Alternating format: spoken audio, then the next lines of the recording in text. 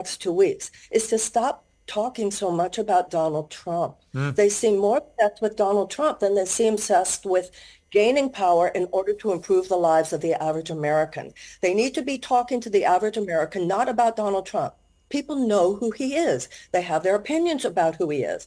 And he's eating her alive in certain ways. And they have got to make a fundamental change. What General Kelly said about Trump being fascist and him talking about Hitler's generals being loyal and so on. He's not Adolf Hitler. So most people in the middle who are not tribally attached to one side of the go, well, he's not Hitler and they're not the Nazis. Well, I personally don't think that the comparison to fascism is illegitimate at all. Here's the problem. I don't think she knows how to articulate what her vision for America is. Every time I've seen any long, more substantive interview with her where she's asked about what she really has planned to run the country, she just falls apart. I mean, the constant pivoting to Trump bashing, because on that, they're on safer ground, they think. Never trust a person that promises you something that they're going to do tomorrow that they could have done yesterday. These people have been in office and they've been feckless. Donald Trump has already been in office as well. If he was going to be a fascist, if he was going to take over the country, he's going to be a dictator, he's going to be Hitler, then he'd already been Hitler. Not Hillary Clinton, but Kamala Harris is not connected because they don't really care. I do not believe they care about the middle class people. I don't think they really care about the individuals who are struggling or suffering and things that they could actually address. These are propaganda. Major news outlets are just pumping lies. I see them every day. Lies about abortion, lies about Trump sending the military against the American people. I mean, the reaction to Trump going to McDonald's was fascinating to watch from here across the pond, because I can't think of a smarter stunt, frankly, given all the furore over whether Kamala ever did actually work at McDonald's. And honestly, from everything I've read, I don't think she did, because absolutely no one can remember her ever being there. But putting that to one side, he goes there and he does this stunt. But it's, McDonald's is such an iconic piece of Americana. It's the kind of all-inclusive place where everyone can afford to go there. Pretty much anyone could end up running a franchise if you work hard enough and you get a bit of luck and a fair wind behind you. It was a lot of scorn and mockery, as if somehow him doing this was something to be laughed at. I did not see it that way. I thought this was really smart politics by Trump. And listen, I mean, I spoke about this 5 minutes on Monday, and I've moved on. So I agree with you. I mean, I'm only talking about it now because you brought it up. I don't think it was as brilliant as maybe you're suggesting. That they closed down a store and hurt that store financially on that day in terms of sales. And Trump, at the end of the day, saw it as something to help him. If he had gone there, well, hold on a second. I'm one sentence in. If he had gone there and said, I put on the apron, I did the fry-o-later, and now I recognize that a $7.25 minimum wage, which has been the same almost 20 years, isn't going to cut it, that would have been really interesting and shown he cares about someone other than himself. Instead, it was about rehearsed drive-through and wearing the apron and pretending to know what's going on. I'm going to jump in, and it's Kamala Harris who said, I support a $15 an hour minimum wage. David, are you familiar with the phrase clutching at straws? I mean, I'll bring back Kevin here, because you're a business guy, you're an entrepreneur. Just as a pure bit of political theatre, I thought he was genius, utter genius. Honestly, I did. I mean, most of this material is seen in 15, 30, 45-second visual bites. And I think for him, it worked. I mean, yeah, people are talking about the fact that Secret Service had to check out the people in the car that took the bag. But I don't think the majority of people that watch that on TikTok or Instagram give a damn. And I think these things are viral for about 30 hours. My team monitors all this stuff because we're involved in the same kind of social media for many companies. And it really worked. It got a tremendous amount of views. And so it's already burned off and we're on to the next thing.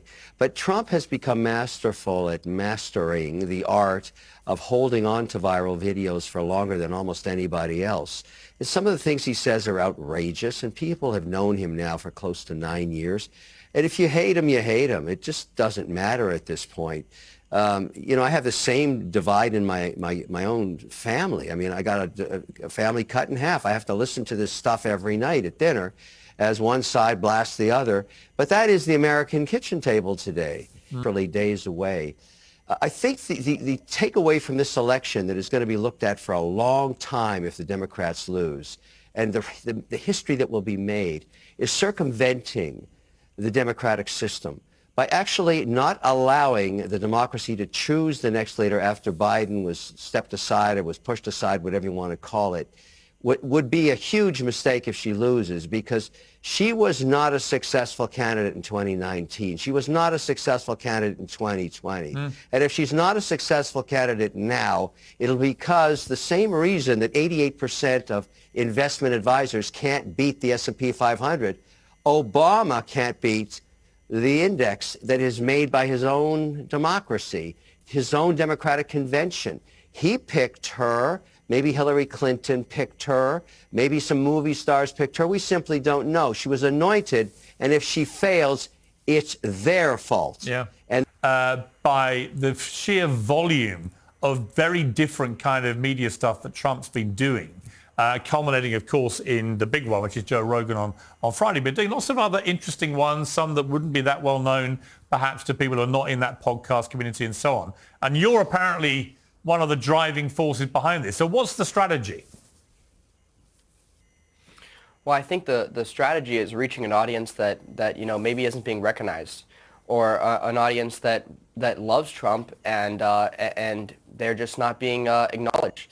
And of course, it's funny because every time Trump does something, Kamala Harris follows right along and tries to do the same thing. I'm sure she'll try to go on Joe Rogan. Of course, Joe Rogan obviously picked President Trump before he picked her. So, that was great. And I would like to say that I hope I helped set that up too. I definitely talked to some people about that.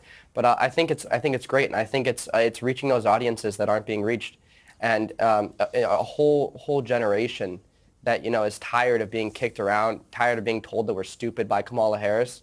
And tired of just sitting there, feeling we don't have a president that cares about us. We want to be able to afford groceries. We want to be able to buy our first houses. So I think it's great, and I think that's why Trump's doing this type of things. And as you can see, when he does them, it blows up on the internet, and everyone's talking about it, left or right, because it's very interesting, and it's something that no other president has done in history. And long conversations with him. What's interesting to me is the format of these longer form podcast really suits it, because actually in that environment he relaxes, he can be very funny, very entertaining, he can be very charming. We didn't see a lot of that in his run in 2016 or his tenure in office, because he preferred to be the kind of big tough commander-in-chief, and also because the format of the media he did is a bit more wham bam than he's now doing. I think he's dominating in the polls, and the press and everybody likes it, and Kamala Harris and her whole campaign is sweating in their boots trying to find out what interviews they can get on, but then she just goes on Brett Baier and completely embarrasses herself. So I'd love to see both Kamala and President Trump come on your show as well and talk to you. And we know you hit them with some hard balls, and it'd be easy because Trump would pass them off. He knows how to take hard questions. Yeah. He knows how to answer them. He knows how to defend himself on national television. Unlike Kamala Harris, who goes and sits there and she can't tell you what an ROI is. Like, she knows it's very embarrassing. Well, he did.